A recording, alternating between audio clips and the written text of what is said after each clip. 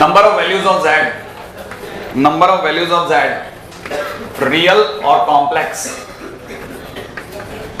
सही है, number of values of z, real or complex, real or complex, with satisfy equation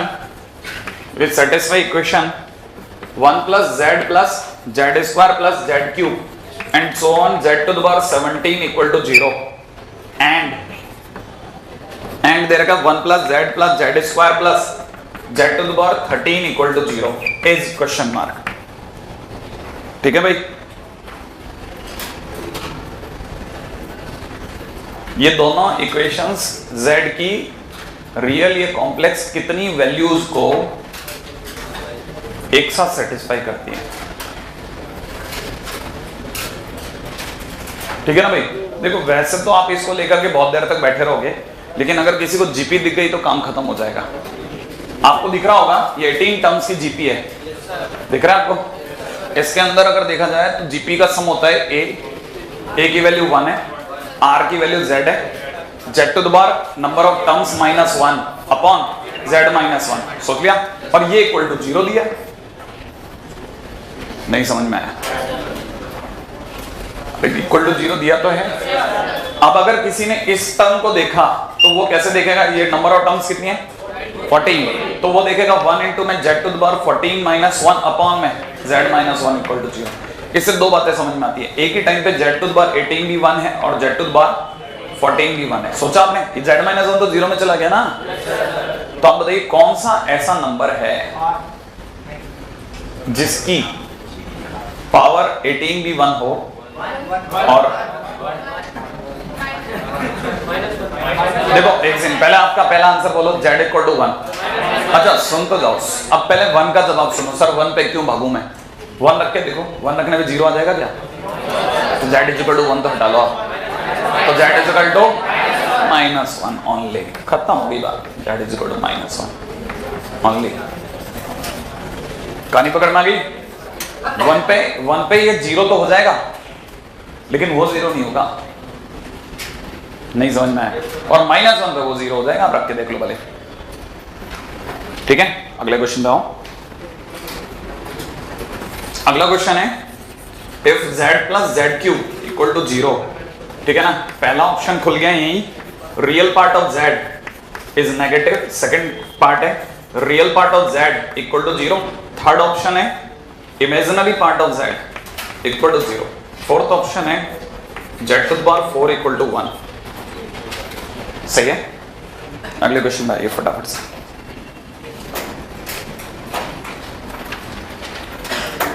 बात यहां तक पकड़ में आ गई. अच्छा जल्दी से मुझे बताइए ये रियल पार्ट ऑफ z बोले तो x, imaginary part of z बोले तो y. याद आ गया आपको? नहीं याद आया? z इज इक्वल टू बोलो x प्लस आइटा y. अच्छा जल्दी से बताओ 2 अपने आप में रियल है कि कॉम्प्लेक्स है? दोनों. कॉम्प्लेक्स के दो नाम है, याद है? सबसे पहले फंक्शन चैप्टर में मैंने सिखाया था कॉम्प्लेक्स के खुद के दो पार्ट हैं, रियल एंड इमेजिनरी. नहीं है समझ में? 2 किस में आता है? रियल में. जो रियल में आता है वो कॉम्प्लेक्स में भी आता है. नहीं है? अच्छा बताओ -2 किस में आता है? दोनों में. अच्छा बताओ जल्दी से 2 आइटा किस में आता है? दोनों में. दोनों में इमेजिनरी भी है और कॉम्प्लेक्स भी है. नहीं है समझ में? हम सोचते हैं कि अगर, इसीलिए मैंने पिछली बार आपको वो लिखवाया था 2 + 2 आइटा. देखो आप 1 + √2 1 + √2 में -2 है ना. अच्छा अब फिलहाल इस पे आता हूं, है ना. क्वेश्चन पे आता है, मुद्दे पे आता हूं. आपने सभी को दिख रहा है z + z क्यूब = 0 दिया है. कुछ कॉमन आ रहा है? अच्छा बताओ इससे क्या समझूं मैं? या तो z 0 है या फिर z स्क्वायर इक्वल टू, इसका मतलब z इक्वल टू आयोटा. नहीं आयोटा नहीं. हाँ प्लस माइनस आयोटा. ढंग से बोला ना तो मेरे को अच्छा लगा. या तो z की वैल्यू कितनी होगी?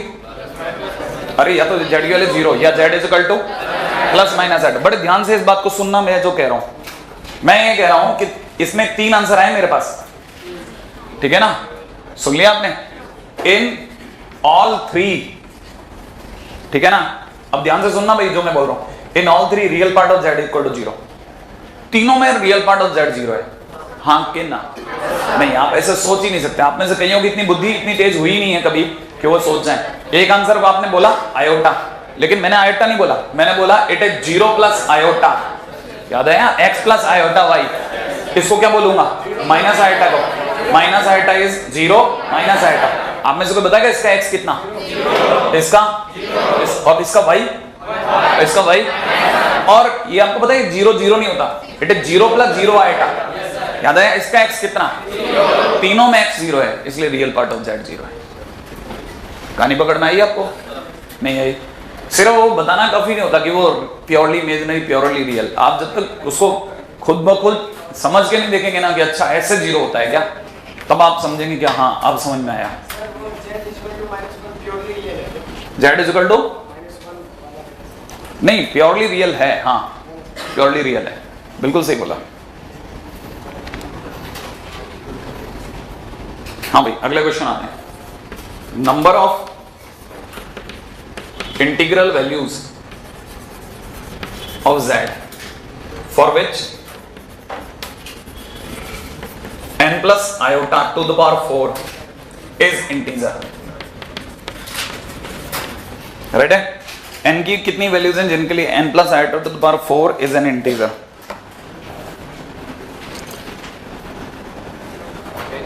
हाँ ठीक है, n plus iota to the power 4 is an integer। देख लिया आपने, n plus iota to the power 4 is an integer. n खुद अपने आप में मैं भी देख रहा था, अच्छा n के बारे में कुछ पूछने की जरूरत नहीं, वो खुद ही इंटीजर है। Number of integral values of z नहीं है, ये n है। मैं इतनी देर से इसी क्वेश्चन में बार बार यही देख रहा हूं कि कुछ गड़बड़ है ना। n की कितनी इंटीग्रल वैल्यूज के लिए ये इंटीजर होगा। और बड़े ध्यान से सुनना, पहली बार तो कई बच्चे इसमें हाथ ही नहीं लगाएंगे, लेकिन जिन्हें पता है कि भाई और कुछ नहीं कर सकता तो कम से कम इतना तो मैं कर सकता हूँ, पावर 4 में खोल सकता हूँ। पावर 4 खोलने के लिए 4c 0 n to the power 4, अगली बार 4c 1 n to the power 3 iota, फिर 4c 2 n to the power 2 iota square plus nc 4c 3 n cube iota, अगली बार 4c 4 और n, मैं गड़बड़ कर गया, n to the power 0 iota to the power 4, और ये कितना चल रहा था iota square iota cube iota की पावर 4। सही है, नहीं आया? अच्छा, अब यहां तक लाने के बाद में हर बच्चे को पता होना चाहिए बन गया n की power 4, 4c1 is 4 n cube iota. देख लिया आपने? नहीं, ये आयोटा का स्क्वायर बोले तो मैं यहां पे लिख देता हूं 4c2 बोले तो 6, नहीं 4c2 बोले तो 10 या 6, 4 इंटू 3/2 कितना 6 है ना, 6n स्क्वायर। 4c3 बोले तो 4, और 4c3 बोले तो 4c1 दैट इज 4, 4 इंटू में n, आयटा क्यूब बोले तो माइनस आयटा, हाँ धीरे धीरे आदत होती है। आयटा की बार 4 बोले तो 1। अब आ गया, मैंने सब कुछ संभाल लिया। संभालने के बाद में भैया पूरे आयटा वाले लोग अलग, बिना आयटा वाले अलग। क्यों सर? अरे पहले इसको ढंग से तो लिख। अरे ढंग से लिखेगा तब तेरे को बता पाऊंगा ना। जैसे n की power 4 plus minus 6n square plus 1, भाई बिना आयटा वाले अलग हो जाओ, आयटा वाले अलग हो जाओ। उससे क्या होगा सर? अरे तो पहले लिखेगा तभी तो समझ में आएगा। माइनस का 4n लिख दो भाई, लिख दिया। इससे क्या होगा? अरे एक्चुअल में ये कह रहा है कि ये माने ये माने ये माने ये पूरा कैसा है? इंटीजर है। Integer is a real number. अरे इंटीजर किस में आता है? रियल में आता है ना। अरे रियल के खुद के 2 पार्ट है ना, रैशनल के खुद के 2 पार्ट, इंटीजर नॉन इंटीजर। तो इंटीजर किस में आता है? रैशनल में। रैशनल किस में आता है? रियल में। रियल किस में आता है? कॉम्प्लेक्स में। तो इसका मतलब ये है कि फाइनली अभी तक तो ये अगर एक इंटीजर है तो इंटीजर होने का मतलब it is a real number. और अगर ये रियल है तो इसका y इक्वल टू 0 होगा। नहीं है? अगर ये रियल है और कॉम्प्लेक्स है तो रियल होने पे कॉम्प्लेक्स का y 0 होता है। पिछली बार सिखाया था तो प्योरली रियल। इंटीजर बोले तो रियल बोले तो प्योरली रियल। अगर ये रियल है तो इसका मतलब y इक्वल टू 0। ठीक है, इसका मतलब imaginary part of z equal to 0। Imaginary part of z ये रहा, इसका y ये रहा। तो इसका मतलब मैं बोल सकता हूं 4n cube minus 4n equal to 0। इसका मतलब n 4 तो चला गया, n को मैं लेते हैं, n square minus 1 equal to 0। n की कितनी वैल्यू चमक गई? 3। सही है ना? तो कहना तो फॉर 3 वैल्यूज, 3 वैल्यूज के लिए इंटीजर होगा। नहीं पकड़ में आया? क्लिक करता जरा, आगे बढ़ते चलो।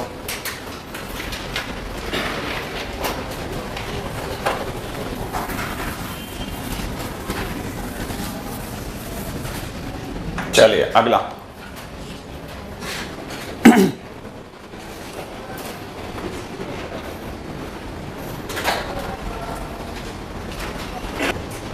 हाँ भाई, क्वेश्चन है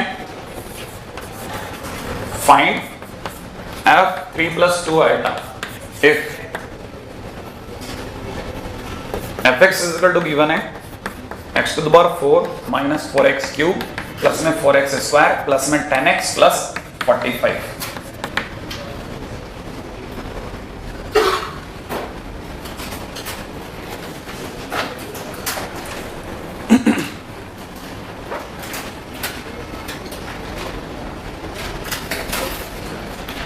अगर कोई साधारण बुद्धि पुरुष है तो वो x की जगह क्या रखेगा, और वो ऐसा करके कोई बहुत बड़ी गलती नहीं करेगा। भाई कोई भी नॉर्मली ये जानता है कि भाई फंक्शन में 3 + 2 आइटा रखना है तो x की जगह रख दो, ठीक है ना।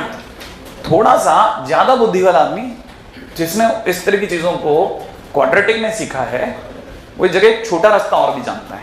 वो कहता है कि नहीं इतनी जल्दी नहीं, मैंने क्वाड्रेटिक में एक और रास्ता सीखा है, आप भूल गए हो, मैं याद दिला देता हूँ क्या करना है।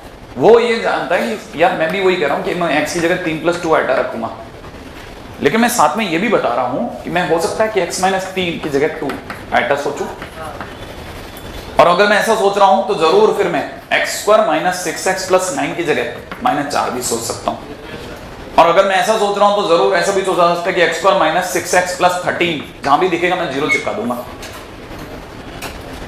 सही है।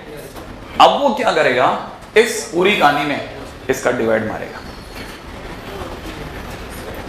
जब वो इसका डिवाइड लगाएगा तो उसे ये पता चलेगा कि वो x⁴ माइनस में 4x³ प्लस में 4x² प्लस में 10x प्लस 45 में वो किसका डिवाइड लगा बैठा है ना, x² - 6x + 13 का डिवाइड लगा बैठा।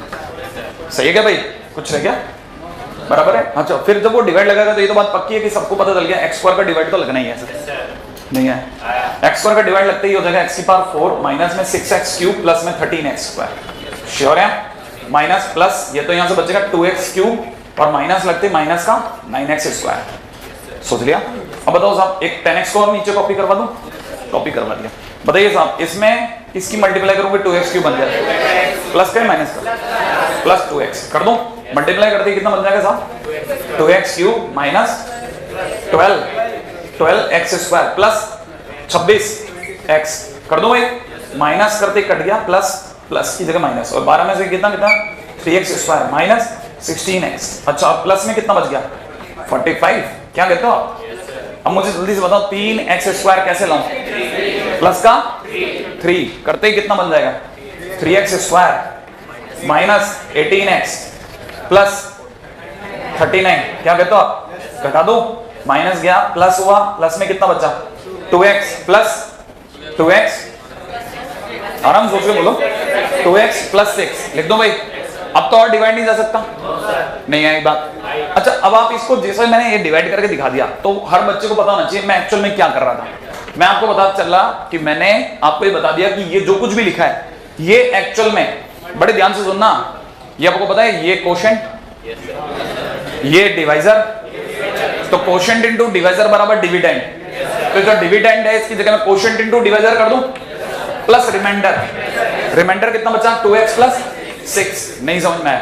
अच्छा ये कोशेंट कितना था अपना, कोशेंट था x² + 2x + 3 multiplied with x² - 6x + 13, इसकी वैल्यू कितनी है, तो इसके पूरे इसका पार्ट तो कितना आ गया 0, प्लस जो बचा 2 × x की जगह कितना है 3 + 2 आइटा प्लस 6, काम खत्म, कहानी पकड़ में आ गई। तो जो भी आंसर होगा ये हो गया है ना। वरना आप सोचो आप क्या करने वाले थे पता है आपको, एक नॉर्मल आदमी क्या करता 3 + 2 आइटा की पावर 4 निकालता, -4 × 3 + 2 आइटा का क्यूब भी बनाता, खोलता सुखाता है कि नहीं, फिर वापस बिछाता है कि नहीं, मतलब पगला जाता वो पावर 4 में ही, ठीक है ना। चलें अगली बात है फटाफट, पापड़ बन जाता पापड़। अच्छा चलिए अगले क्वेश्चन जाते हैं, है ना। अगला पॉइंट भी बड़ा इंटरेस्टिंग होगा, आप आराम से कॉपी कीजिए। अरे बातें तो करने दो मेरे को।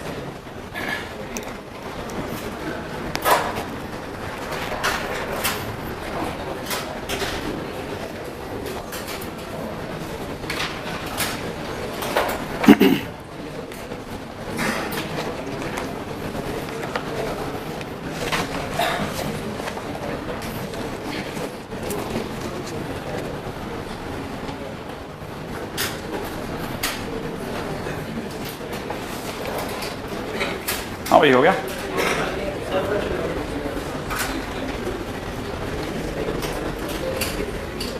आप ये बकायदा पूरा लिखोगे कि डिवाइड हुआ और ये घटा।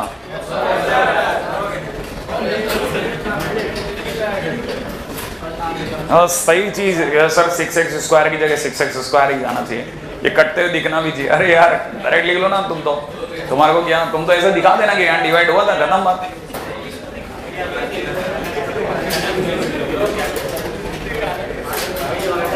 हाँ भाई अगले पॉइंट बात है, बहुत ही काम की चीज है ज्योमेट्रिकल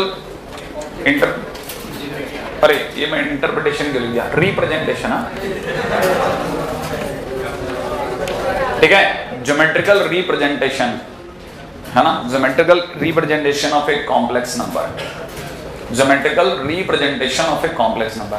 एक्चुअली में क्या है ना, कॉम्प्लेक्स नंबर को हम लोग ग्राफ में माने पेपर पे शो कर सकते हैं, ठीक है ना। तो ये इसको जिस पे शो किया जाता है वो नॉर्मल पेपर नहीं होता, that is known as Argand plane, ठीक है ना, आर्गेंट प्लेन, ठीक है ना।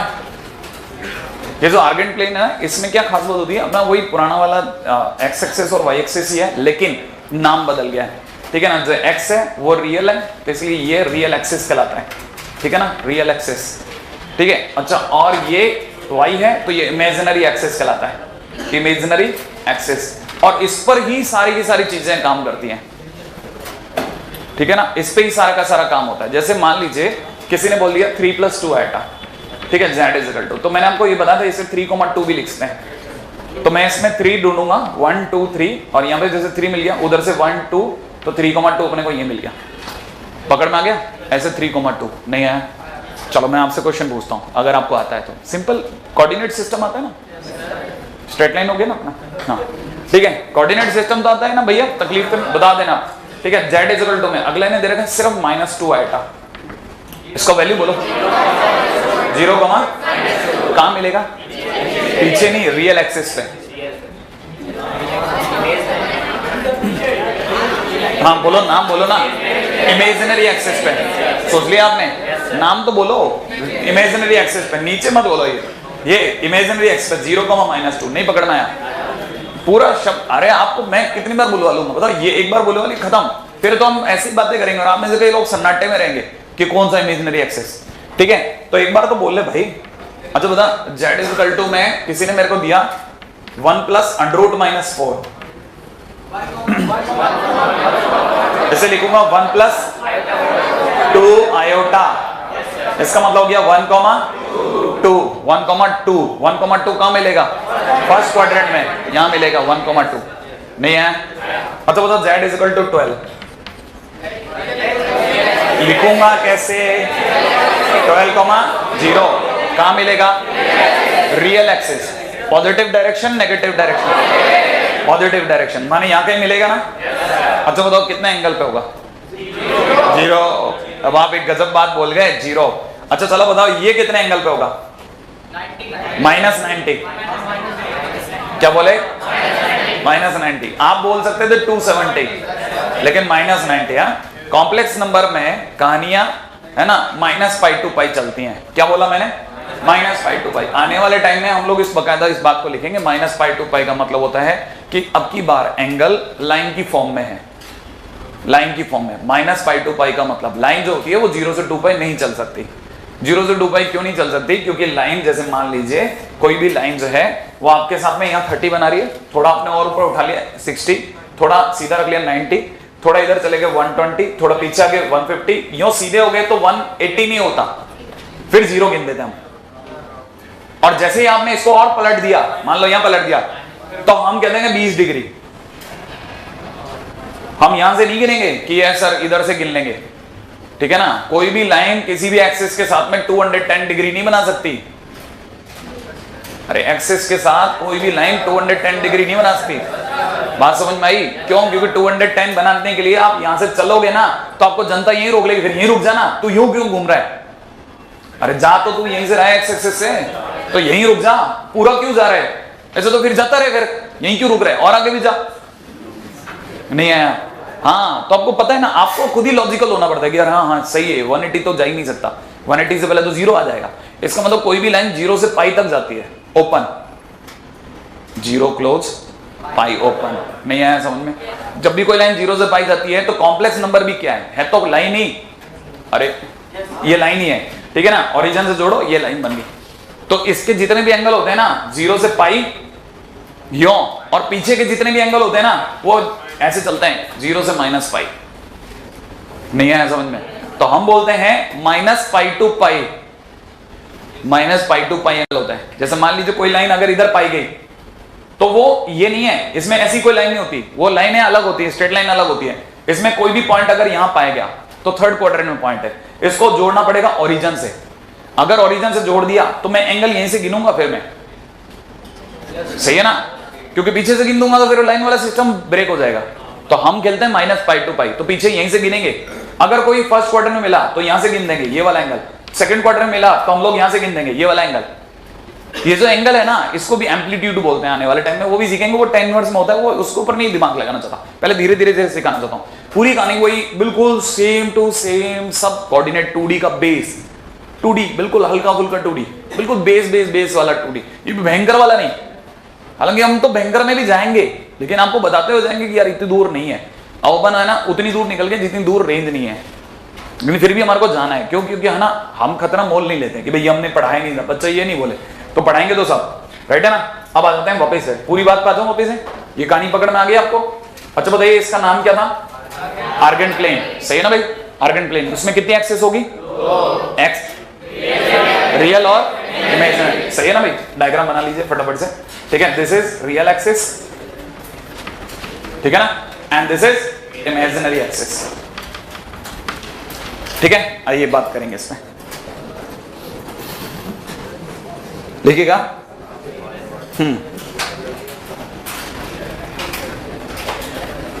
If z is a complex number, ठीक है, x प्लस आयोटा y, लिख लिया आपने? If z is a complex number x plus iota y, then it can be represented by point p, that it can be represented by point p, then it can be represented by point p, ठीक है ना भाई? x, y, that it can be represented by point p, x, y in argand plane, ठीक है ना, in argand plane,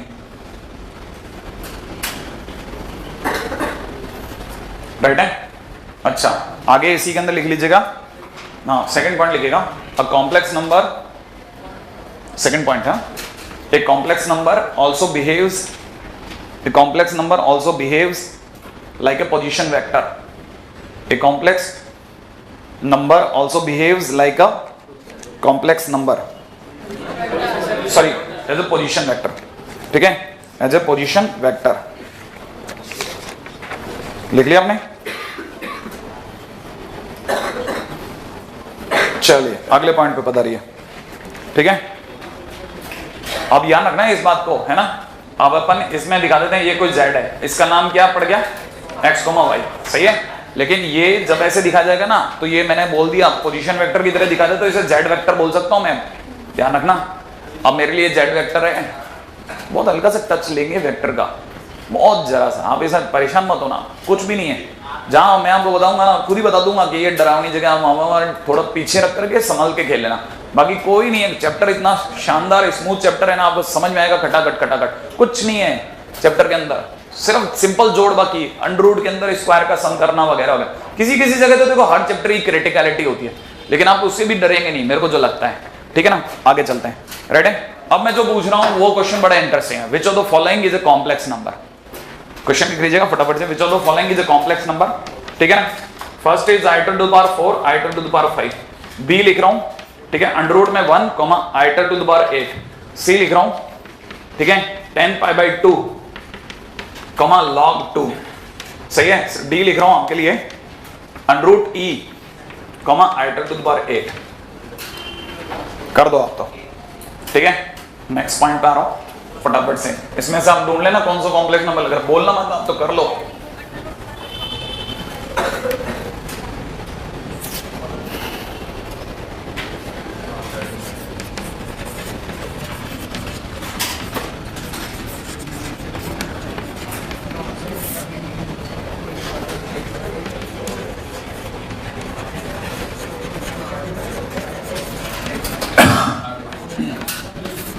भाई, A D, हाँ कौन कौन सही है तो बताओ ना आप।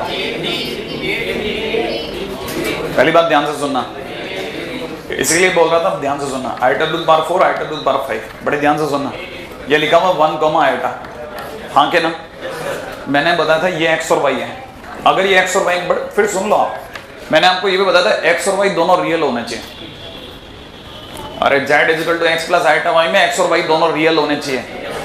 x और आइटा y, अगर आप इसे, अगर मैं आपको बोलूं कि ले बेटा इसको तो z is equal to x plus iota y में दिखा, तो आप कैसे दिखाओगे? 1 प्लस आयोटा आयोटा। अरे 1,2 को कैसे दिखाते थे? 1 प्लस 2 आइटा। इसे कैसे दिखाओगे? 1 प्लस आइटा आइटा।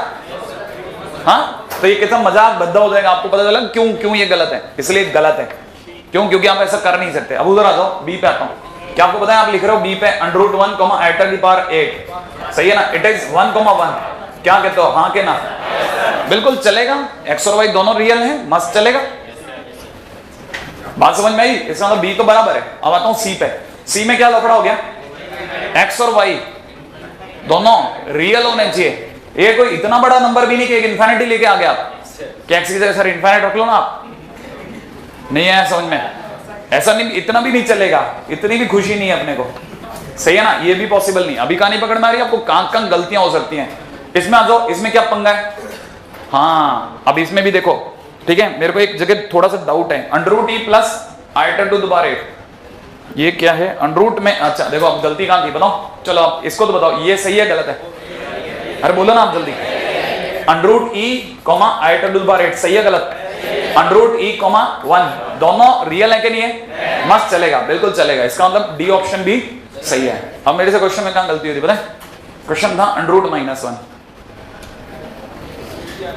क्योंकि multiple choice more than 1 correct नहीं था। अब यहां दो आंसर बैठ गया। क्या ये चलता? क्यों? आइटा 1 हो जाता, x की जगह आइटा नहीं चलेगा। इसका मतलब ये कि अभी it is very clear to us कि x और y दोनों कैसे होने चाहिए? रियल होने चाहिए। हाँ, आ जाते हैं इक्वालिटी ऑफ 2 कॉम्प्लेक्स नंबर, ठीक है? अच्छा, इससे इंट्रोडक्शन कराने का पर्पज बताता हूं। इससे इंट्रोडक्शन कराने का पर्पज है, एक्चुअल में इस चैप्टर की खास बात है, ये अपने नोटेशन से मारता है आपको, नोटेशन से डराता है, ठीक है ना? जैसे आपको पता ही नहीं है कि REZ क्या होता है तो आप फंस गए। नहीं, REZ मान होते हैं x, IMZ मान होता है y। तो आपको जैसे ही बोला जाए तुरंत समझ जाओ कि IMZ लिखा है मतलब y लिखा है। अगर आप इसके साथ फैमिलियर नहीं हुए तो आपको ये नोटेशन से उड़ा देगा। जैसे मैं दिखाता हूं कैसे, है ना? ये छोटी चीज है लेकिन काम की है। मैंने कितने कॉम्प्लेक्स नंबर लिखे? क्या लिखा है मैंने? टाइटल क्या डाला?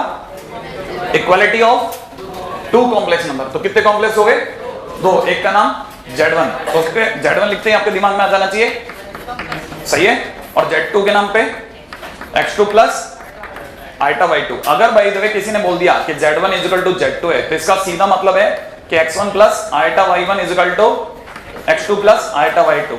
सही है भाई? नहीं है? अगर आपको ये बात समझ में आ गई तो हर एक बच्चे को ये भी पता होगा इसका मतलब x1 minus x2 plus bracket में आयोटा ब्रैकेट में y1 माइनस y2 बराबर कितना? इसको उधर ले जाऊंगा तो क्या लिखूं इधर? 0। लेकिन मैं 0 नहीं लिख रहा। क्यों लिख रहा हूं ऐसा? कंपेयर करने के लिए। कंपेयर करते ही आपको पता चल गया x1 इज इक्वल टू और y1 इज इक्वल टू, लेकिन सामने वाले ने ऐसा नहीं दिया। कहता है अगर Z1 बराबर Z2 था तो उसे लगा कि मैंने ये लिखा कि real part of Z1 is equal to real part of Z2। क्या ये बात सही है क्या? किस बात से ये बात सही है? अगर किसी ने लिखा x1 बराबर x2 और ये लिखा तो एक ही बात है, हाँ या ना? और y1 बराबर y2 लिखना के मतलब क्या लिखूं? Imaginary part of Z1 is equal to imaginary part of Z2। आपको इन नोटेशन से भी फैमिलियर होना चाहिए, बस, और कुछ लॉजिक नहीं है, ठीक है? हाँ भाई, एक रिमार्क छोटा सा याद दिला दूं, है ना? Equality of 2 complex number is possible, ठीक है ना? बट, ठीक है ना, inequality is not possible between two complex number is not possible. ध्यान से समझ लेना भाई, क्यों? क्योंकि मैंने आपके सामने अभी अभी गाया है कि complex number behaves like position vector. याद आ गया? Complex number behaves like position vector, और दो वेक्टर के बीच में कभी कंपैरिजन नहीं होता। सुना है आपने? ये फिजिक्स में सुना होगा ना, दो वेक्टर्स के बीच में कंपैरिजन नहीं हो सकता। क्यों नहीं हो सकता? क्योंकि मैग्नीट्यूड में कंपैरिजन हो सकता है, लेकिन डायरेक्शन में कैसे कंपैरिजन करोगे कि ईस्ट नॉर्थ बड़ा कि नॉर्थ ईस्ट बड़ा? हालांकि दोनों एक ही हैं।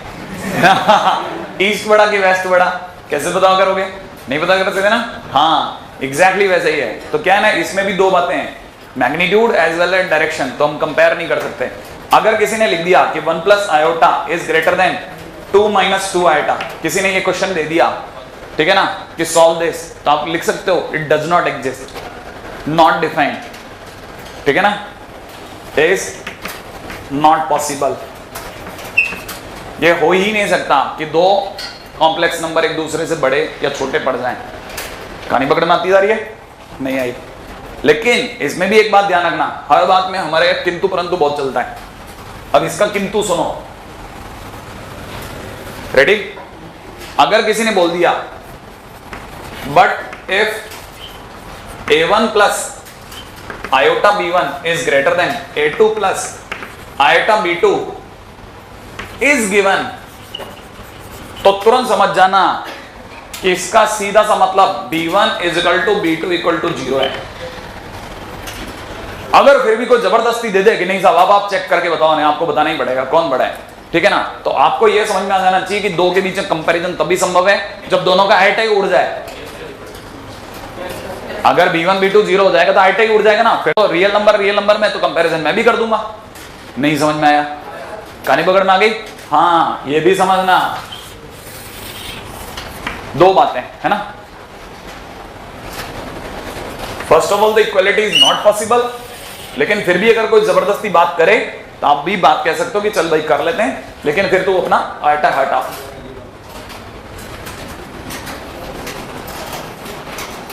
ठीक है, याद रखना, मीनिंगलेस है कंपैरिजन बिटवीन दिस, ठीक है, इट इज मीनिंगलेस। हाँ भाई, नेक्स्ट पॉइंट आता हूं, second B part, addition of two complex number. Right है, दो कॉम्प्लेक्स नंबर के बीच का एडिशन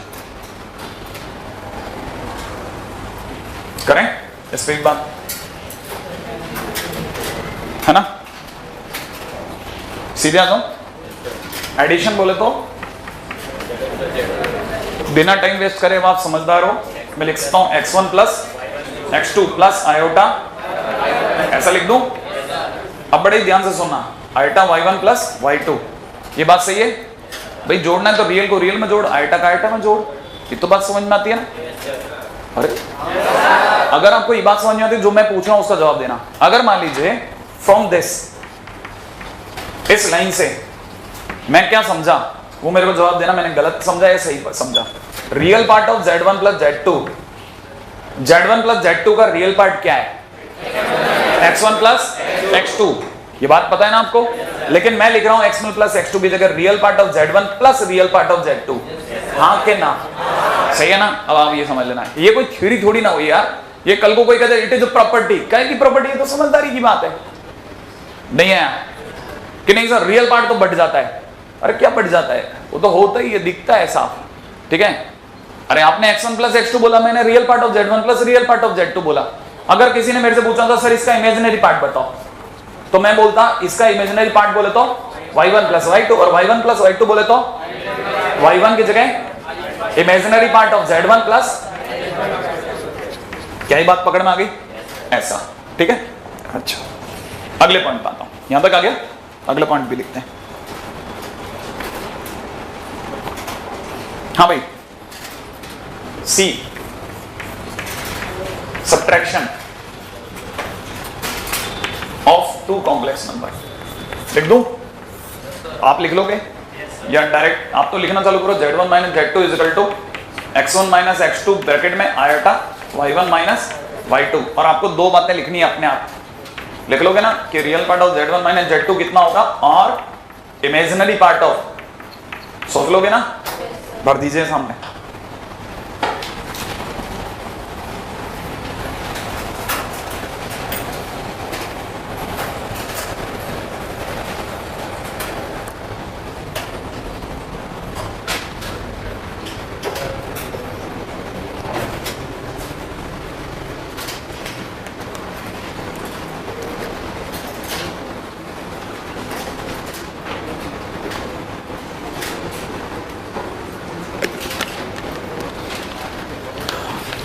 आइए, ये भरा है या नहीं भरा आपने?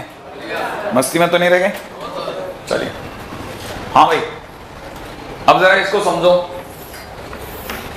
ये मैं सिर्फ आपको अभी, है ना, एडिशन और सब्ट्रैक्शन के लिए सिखा रहा हूं, और मल्टीप्लिकेशन कराऊंगा पहले, लेकिन इसको बताने के लिए मेरे को कम से कम 2 लेक्चर आगे जाकर के बताना पड़ेगा मल्टीप्लिकेशन में। लेकिन सब्ट्रैक्शन और इसको समझ सकते हैं आप। ये सर इसको आर्गेन डायग्राम पे दिखाओ आप, है ना। आर्गेन डायग्राम पे कैसे दिखाना, बड़े ध्यान से देखना। Z1 पोजीशन वेक्टर बोला था ना, Z2 एक और वेक्टर, मतलब Z1 एक कॉम्प्लेक्स नंबर, दूसरा एक कॉम्प्लेक्स नंबर दिखा दिया। ये रहा आपका Z1, ये रहा आपका Z2। सही है, ढंग से समझो। तो यहाँ पे आपका X1 Y1 और यहाँ पे आपका, सही है, Z1 Z2 देख लिया आपने, नहीं आया समझ में? अच्छा, ये अगर Z1 और Z2 है तो make a parallelogram by Z1 and Z2। Parallelogram बना लो Z1 Z2 से। कैसे? आपने इसी के पैरेलल ये लाइन उठाई, इसी के पैरेलल ये लाइन उठाई, याद है ना, फ्री वेक्टर्स अपने पैरेलल उठाए जा सकते हैं। तो मैंने इसी के पैरेलल ये उठाया, तो right now it is Z1, सही है, और ये वाला क्या है, Z2।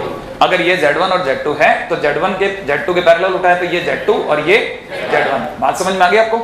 अब आपको याद होगा कि अगर by the parallelogram law of addition कहता है कि किसी भी पैरेललोग्राम का जो डायगोनल होता है वो उन दोनों का वेक्टर सम होता है, सही है। तो ये अगर Z1 है और ये अगर Z2 है तो it is Z1 plus Z2। Basically बात समझ में आ गई? तो कोई पूछे Z1 प्लस Z2 कहां होगा, दैट इज अ डायगोनल, है ना। मेकिंग या taking Z1 and Z2 as a adjacent sides of a parallelogram. Z1 plus Z2 कौन होगा? Z1 प्लस Z2 डायगोनल होगा। किसका डायगोनल होगा? उस पैरेललोग्राम का जिसने अपनी एडजेसेंट साइड्स Z1 Z2 मान ली है, जिसने अपने एडजेसेंट साइड Z1 Z2 मान लिया। बात समझ में आ गई आपको? अच्छा, ये आपका कौन हो गया? Z1 प्लस Z2, ठीक है ना। अब आता हूं Z1 माइनस Z2, राइट है। अगर नहीं, बड़े ध्यान से इसको सुनना, है ना। मेरे को आपका आइडिया नहीं ना, मैंने आपने वेक्टर कैसे लिए, मैं कैसे लेता हूं, ठीक है। तो अपन बात कर लेंगे, हो जाएगा। अच्छा, ये Z1 है, ठीक है। Z2 को उल्टी डायरेक्शन में पीछे बढ़ाया, देख लिया आपने। ये Z2 उतनी दूरी तक पीछे गया, जाते ही पीछे माइनस Z2 हो गया, सही है। ये आपका Z1 ये रहा। अब Z1 Z2 को लेकर के भी पैरेललोग्राम बना रहा हूं। अगर मैंने वापस से इन दोनों को लेकर के पैरेललोग्राम बनाया, ठीक है ना भाई, तो बड़ी ध्यान से समझने वाली बात क्या है कि जो भी पैरेललोग्राम बनेगा, है ना, वो कुछ हद तक ऐसा कुछ बनेगा, सही है। ये रहा आपका Z1, सोच लो, थोड़ा सा याद रह गया हल्का सा, है ना। और ऐसा टेढ़ा कर ले तो ये आपका कौन हो गया? Z2 Z1, सही है। ये आपका Z1, ये आपका माइनस Z1 माइनस Z2, सही है। अच्छा, अब जो भी ये डायगोनल होगा ये इन दोनों के वेक्टर सम को दिखाएगा, तो that point is Z1 minus Z2। लेकिन लेकिन लेकिन लेकिन आपको तो बताओगे it is a free vector, तो मैं इसको इसके पैरेलली मूव करा सकता हूं। तो जब मैं इसको इसके पैरेलली उठाऊंगा, ये उठेगा, ये जो उठेगा ना, ये पैरेलली, हालांकि वो मेरे हाथ का कमाल है, ठीक है ना, कि आपको टेढ़ा दिख रहा है, लेकिन ये आपको बाद में पता चलेगा ये इसके पैरेलल उठ गया। नहीं आया समझ में? आपने कभी अगर by the way parallelogram law देखा है, it is A vector, it is B vector, सही है। ये वाली साइड्स तो सबको पता है, A vector plus B vector. अगर ये बी वेक्टर है तो ये भी बी वेक्टर होगा। अगर मैं इसके पीछे चला जाऊं तो it is minus B vector होगा। अच्छा देखो, आपको याद होगा, दो अगर एरो एक दूसरे को फॉलो करते हैं तो तीसरा उनके उल्टे में आकर के उनके सम को दिखाता है, तो it is A vector minus B vector. अब मैं इसी लाइन को जिस दिन पैरेलल उठाऊंगा तो ये बनेगी, नहीं है। इसी कारण से ये ए वेक्टर माइनस बी वेक्टर होता है। अरे ऐसे सिंपल, तो वही है, वही खेल करा मैंने क्या करा, एक Z1 बनाया, एक Z2 बनाया, Z1 माइनस Z2 इसको पैरेलली शिफ्ट कराया। हालांकि आपको लगा नहीं कि वो क्यों, क्योंकि हल्का सा टेढ़ा दिख रहा है, ठीक है। टेढ़ा तो सही कर दूंगा मैं। हाँ धीरे धीरे इसको इतना मोटा कर देंगे ना कि बिल्कुल थोड़ा थोड़ा, इसको भी अपन टेढ़ा कर लेते हैं, सही है ना? नहीं एडजस्ट कर लेंगे अपन, ऐसा नहीं है कुछ, सही है, हो गया ना?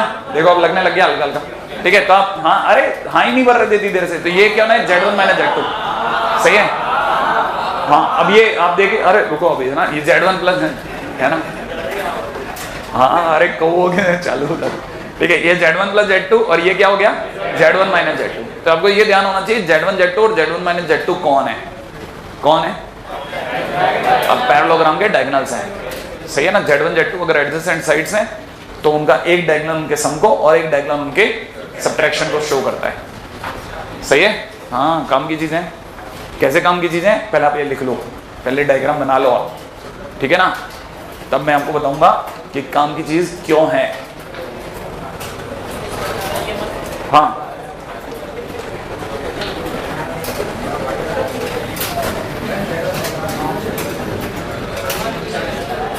अच्छा, आपकी बातें बता रही है, आपने कॉपी कर लिया, आगे सुना।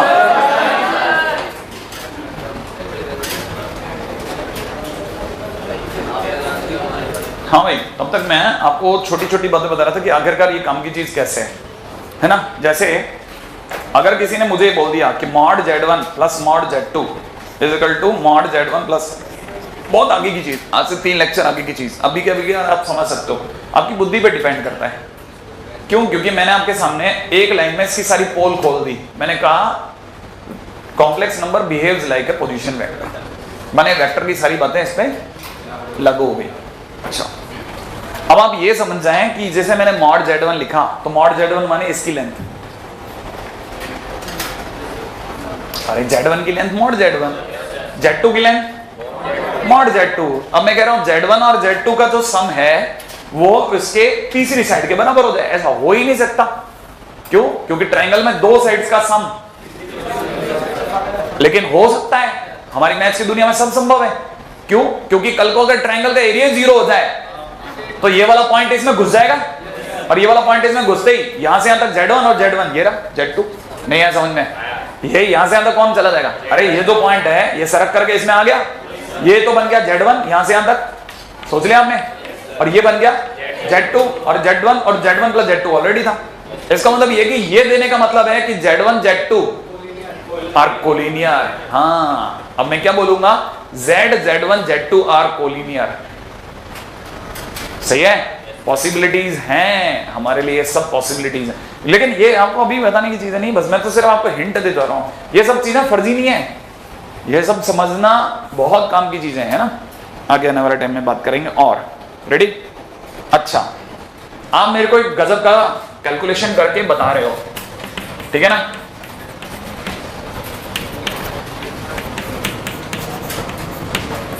रेडी?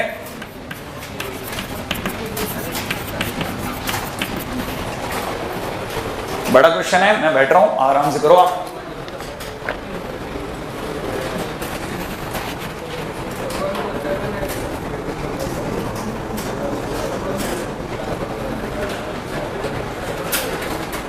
टाइम लग रहा है ना? करो आप आराम से।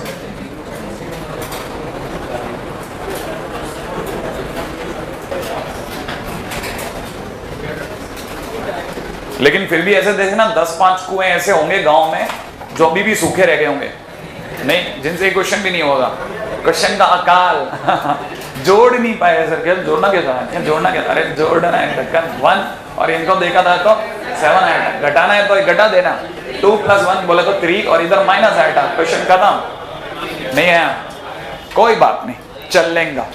अगले पॉइंट बात हो, ठीक है? Point number D, and that is important, that is multiplication of 2 complex number.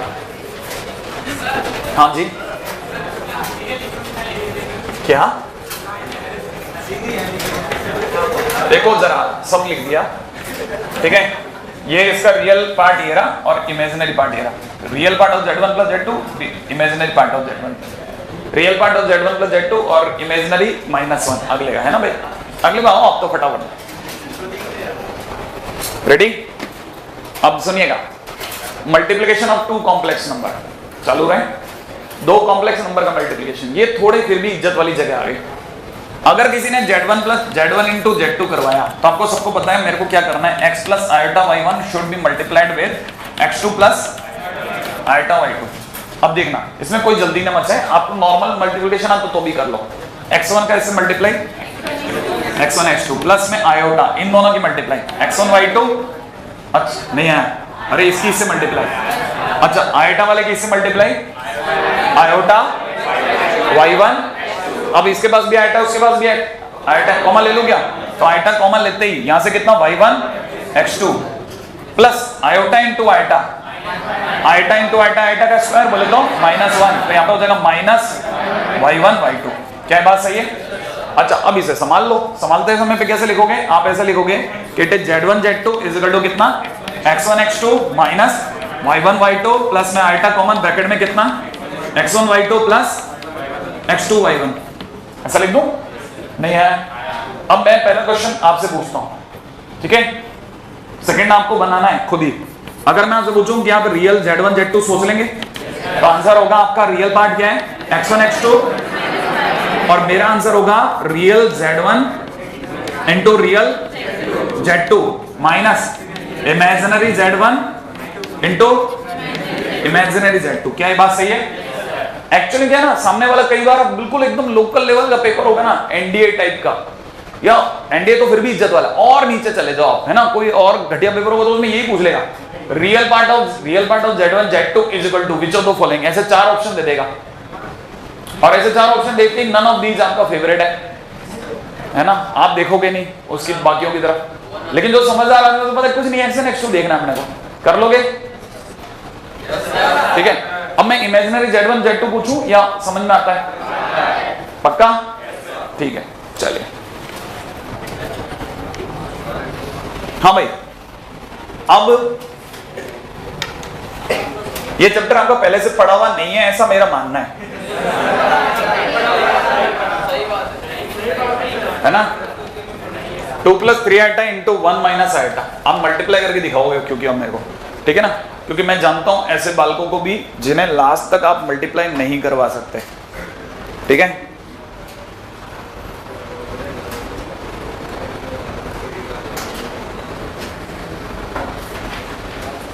Simple multiplication करना है, iota into iota, iota into simple, ऐसे मल्टीप्लाई करके आपका आंसर कोट करना है।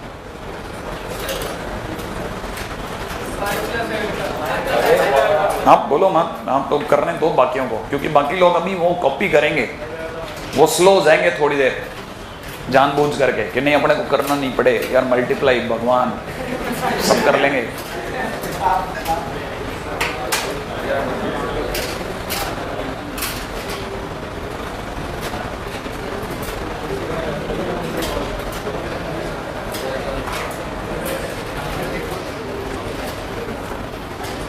दबाव बढ़ता जा रहा है, वो भी सोच रहे हैं कि यार कब तक लिखवाएगा ये, 2 बार लिख चुका हूं एक ही लाइन को।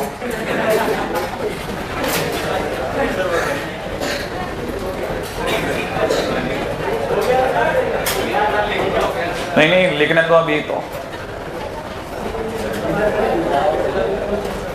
मल्टीप्लाई करनी ही पड़ेगी।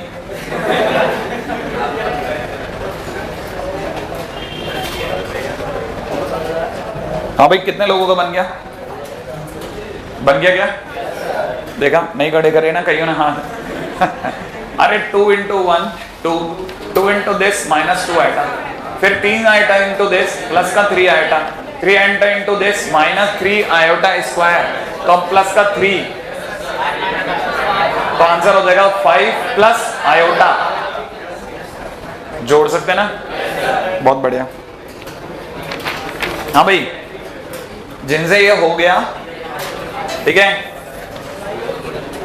मैंने इसलिए ये करवा लिया ताकि मैंने कहा ना धीरे धीरे उन कुओं में भी पानी आना चाहिए जिनमें सालों से अकाल पड़ा है, ठीक है। एक क्वेश्चन नहीं करा, सब सेशन खत्म होने को आ गया, नवंबर तक एक क्वेश्चन खुद के हाथ से, तो वो भी करें कि ये चैप्टर अच्छा आया, चलो सर मेरी मनोसियत खत्म हुई, ठीक है ना। x प्लस आयोटा इंटू में 1 plus 2 iota is equal to 2 plus 3 iota, then x, y, ठीक है ना भाई। बहुत सिंपल क्वेश्चन है, क्या करने का है? गलती से भी नहीं, हाँ भाग। क्यों? क्योंकि मैंने आपको एक बात पहले बताई थी, कई लोग क्या करते थे, मल्टीप्लाई करके कंपेयर करते, तो भारी भी मतलब आंसर देखो दोनों से सेम आएगा। लेकिन क्या है ना, मेरे को एक दूसरा रास्ता बताना है ना आपको कि डिवाइड कैसे करते हैं सर, ऐसे, क्योंकि मैंने आपको बताया था आयोटा को हमेशा उसके कॉन्जुगेट से मल्टीप्लाई। तो बताइए इसका कॉन्जुगेट कौन? 1 माइनस आयोटा। अगर आपने 1 माइनस आयोटा से मल्टीप्लाई कर लिया ऊपर, अच्छा 1 प्लस 2 आयोटा का, 1 माइनस 2 आयोटा, श्योर। अच्छा अब फिलहाल आप में से कई लोग यहां नीचे देख रहे हैं a प्लस बी इंटो, बोले तो अब बड़े ध्यान से सुनना, a square minus B square sir इसमें लग जाएगा क्या? हाँ लग जाएगा। a स्क्वायर बोले तो 1 का स्क्वायर, माइनस b बोले तो b बोलो 2 आयोटा का होल स्क्वायर, और ऊपर आपको मल्टीप्लाई करनी है, कर लोगे? कर लो आप मल्टीप्लाई। तो नीचे तो आपका 5 बन गया भाई, सही है। ऊपर आप मल्टीप्लाई करो। मैं वेटिंग, मैं आप बोलिए मत, नहीं तो कॉपी कर लेंगे।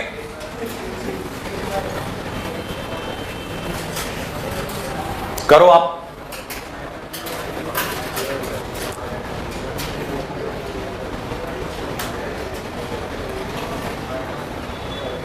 हो गया क्या? देखें कितने लोगों का बन गया।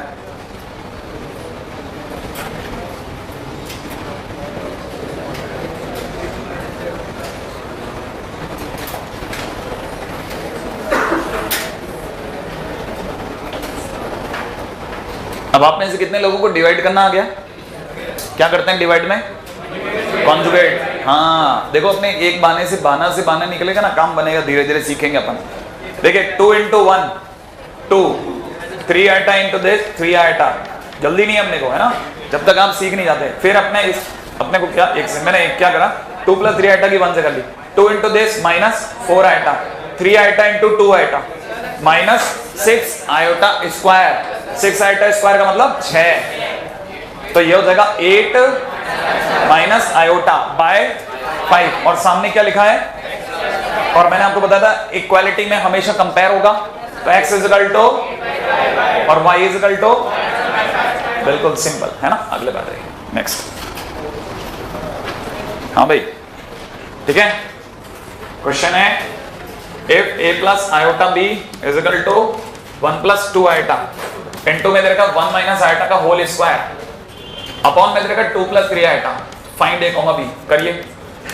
ठीक है, लीस्ट पॉसिबल टाइम में सिंपल तरीके से स्क्वायर खोलना है, अगर आपको खोलना आता है तो स्क्वायर a माइनस बी का। ठीक है, करिए फटाफट। किसी का बना?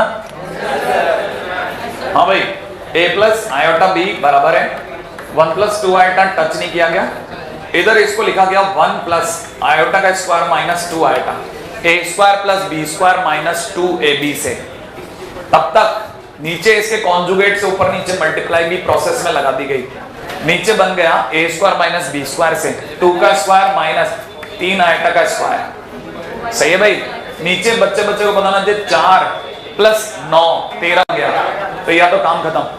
इधर तब तक इन दोनों ने अपनी मल्टीप्लाई पहले करवा ली, ठीक है ना, इन दोनों की मल्टीप्लाई होते ही इट इज 2 आयोटा, और ये एक सेकंड पहले 1 की मल्टीप्लाई करते माइनस 3 आयोटा, 2 आयोटा से मल्टीप्लाई करते प्लस का 4 आयोटा, इन दोनों की मल्टीप्लाई से माइनस का 6 आयोटा स्क्वायर बोले तो प्लस का 6, तब तक ये बन गया 1 और माइनस 1 कट गया, मार्केट में रह गया कितना, ओनली माइनस 2 आयोटा। सही है भाई, और सफाई से लिखता जा रहा हूं, इट इज 6 प्लस 2 बोले तो 8 plus iota multiplied with minus 2 iota divide by कितना 13, ढंग से लिखता हूं तो ये कितना हो गया माइनस का 16 iota by 13, iota into iota, ये कितना प्लस का 2 बाई 13। हाँ भाई, ये सब किसके बराबर है, तो a कितना हो गया 2 बाई 13, और ये कितना हो गया माइनस 16 बटा 13। सही है क्या किसी का, कितना का, गुड, सही है भाई। अब देखो, मतलब मल्टीप्लिकेशन वगैरह तक तो आप धीरे धीरे अप्रोच कर रहे हो, सही है। हाँ भाई, मेरा अगला क्वेश्चन है find multiplicative, find multiplicative inverse of 2 plus 3 iota upon 1 minus 5 iota as question mark. क्या लगता है मल्टीप्लिकेटिव इनवर्स बोले तो क्या होता होगा? मल्टीप्लिकेटिव इनवर्स क्या होता है भाई? जिसकी इससे मल्टीप्लाई -1 दे दे। आप बताओगे इसकी किससे मल्टीप्लाई करूं कि जिसकी इससे मल्टीप्लाई 1 दे दे? कोई बताएगा इसकी किससे मल्टीप्लाई 1 आती है? इसका उल्टा। अरे इसका उल्टा जो होगा उससे मल्टीप्लाई क्या दे देगा? 1। नहीं आया? ठीक है ना, लिख लेते हैं इस बात को। Multiplicative inverse is a complex number whose multiplication with given complex number gives 1, है ना? मल्टीप्लिकेशन ऐसा कॉम्प्लेक्स नंबर जिसका ये दी गए कॉम्प्लेक्स नंबर से मल्टीप्लाई क्या दे दे? 1 दे दे। अब आता है ये तो पता ही है इसकी किससे मल्टीप्लाई 1 देगी। सो z इज इक्वल टू कितना हो गया? इसका उल्टा। इसका उल्टा बोले तो 1 minus 5 iota upon 2 plus 3 iota. अब क्या करूं? आगे क्या आंसर? अरे ये आंसर सही है कि नहीं? हाँ या ना? नहीं, ये आंसर सही है, लेकिन इसको ऐसे नहीं दे सकता क्योंकि इसमें आयोटा नीचे आई बात। तो मैं इसे साफ सुथरा करके दूंगा। इसे कैसे दूंगा? मैं इसे दूंगा 1 minus 5 iota upon 2 plus 3 iota multiplied with 2 minus 3 iota upon 2 minus 3 iota.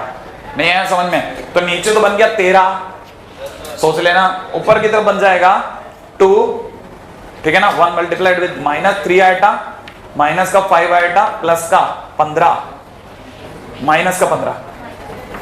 सही है भाई? That is -1 plus -1 minus 8 iota divided by 13।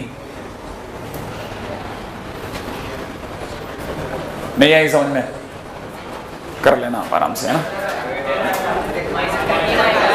Change है क्या? क्या ये नीचे 13 नहीं आ रहा? ऊपर 13 आ रहा है।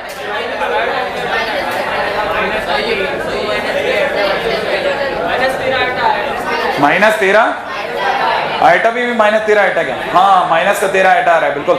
ये 10 आइटा है और कम हो गया, मतलब -1 माइनस आइटा। गुड, चलो ठीक है, आगे चलो। अब अपने को ये होल स्क्वायर खोलना आ गया। कैसे खोलते हैं कॉम्प्लेक्स नंबर का स्क्वायर? सिंपल स्क्वायर जैसा। नहीं है? अच्छा, आपको ये समझ में आ गया कि आंसर देते समय आइटा नीचे। ये बस अपन बेसिक रूल सीख गए, मतलब ये कि वो जो first day, second day, third day के सारे काम खत्म कर दिया अपन। ठीक है ना भाई? अच्छा, अगले क्वेश्चन में आता हूं। अगला क्वेश्चन है, if x plus iota y to the power 1/3 is equal to a plus iota b and x upon a plus y upon b is equal to k into a square minus b square, then k is equal to question mark. आ जाओ फटाफट से।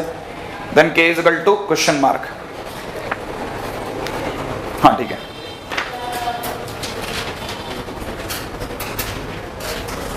हाँ भाई, पहली चीज समझिए। देखिए, ये कह रहा है कि ये रिलेशन है और अगर इस रिलेशन को इसमें बदल सको तो बताओ k कौन होगा। अभी जो गिवन रिलेशन है, जो मेरे पास पड़ा है वो क्या है? x plus iota Y is equal to a plus iota b का होल क्यूब। ये दिया गया रिलेशन है। अगर ये सचमुच में दिया गया रिलेशन है तो x प्लस आयोटा वाई को दूर कर दो। अब जिन्हें a माइनस b का, a प्लस आयोटा b का होल क्यूब खोलना आता है, यानी धीरे धीरे खोलूंगा। देखो जरा, a क्यूब प्लस में, ध्यान से सुनना, 3 into a square into iota b, फिर आगे लिख रहा हूं 3 into a into iota b का होल स्क्वायर। धीरे धीरे आयोटा b की डिग्री बढ़ाता जा रहा हूं। यहाँ आयोटा b की डिग्री 0, यहाँ आयोटा b की डिग्री, यहाँ आयोटा b की डिग्री, यहाँ आयोटा b की डिग्री, अगले वाले में आयोटा b का होल क्यूब। नहीं आया समझ में? एक एक करके धीरे धीरे a की डिग्री कम, आइटा बी की डिग्री बढ़ाता गया। अरे क्यूब खोलना सिखा रहा हूं, हालांकि ये तो उल्टा आपको करना चाहिए। सही है, क्या आपको दिखता है ये माइनस आयोटा बी क्यूब, सही है। अच्छा इसकी वैल्यू बोलो,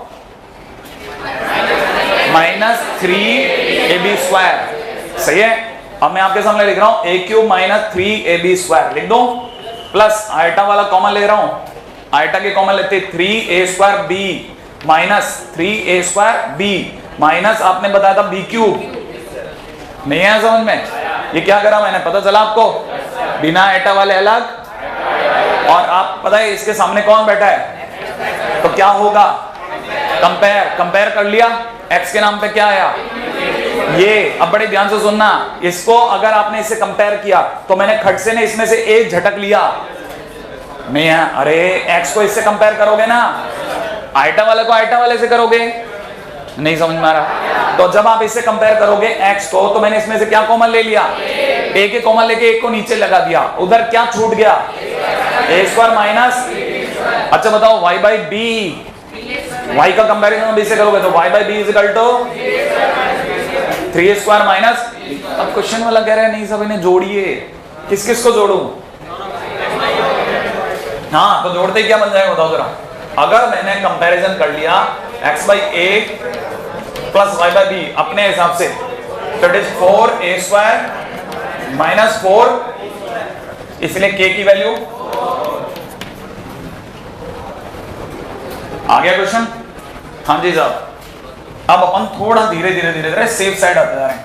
ऐड करना सीख लिया, सब्ट्रैक्ट, उनका आर्गन डायग्राम समझ लिया, कॉम्प्लेक्स नंबर को रिप्रेजेंटेशन देख लिया, मल्टीप्लाई सीख लिया, मल्टीप्लिकेटिव इनवर्स सुन लिया, ठीक है ना। अभी अपन एक ही उसके अंदर पेरिफेरी में चल रहे हैं अभी धीरे धीरे।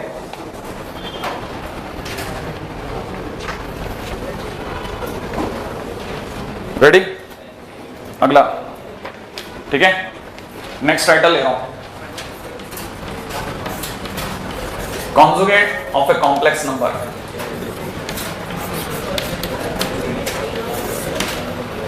हाँ भाई, conjugate of A complex number.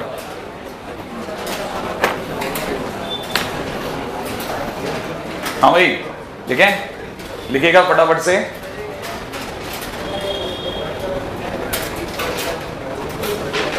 If iota is replaced by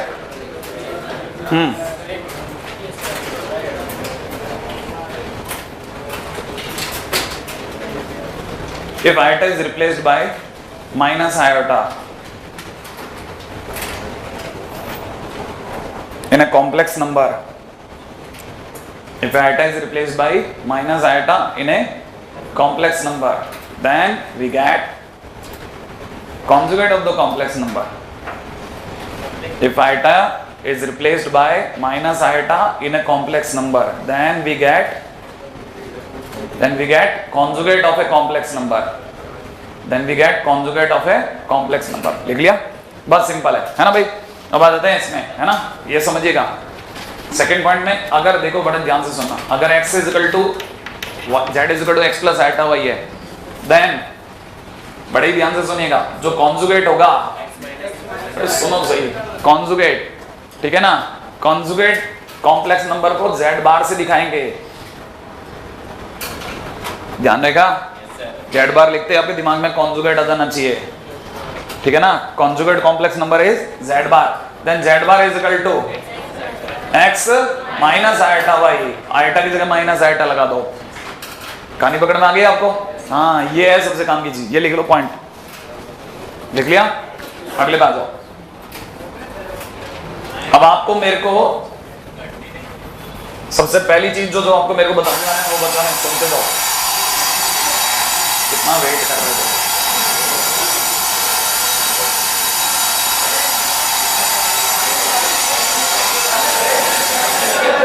धीरे धीरे जुकाम ठीक हो रहा है इसका।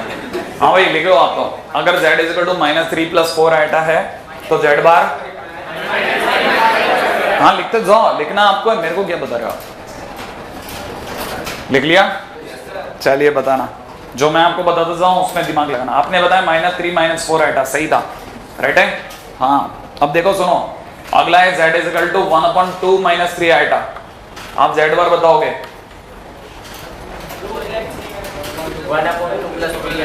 नहीं, समझ में आ गया?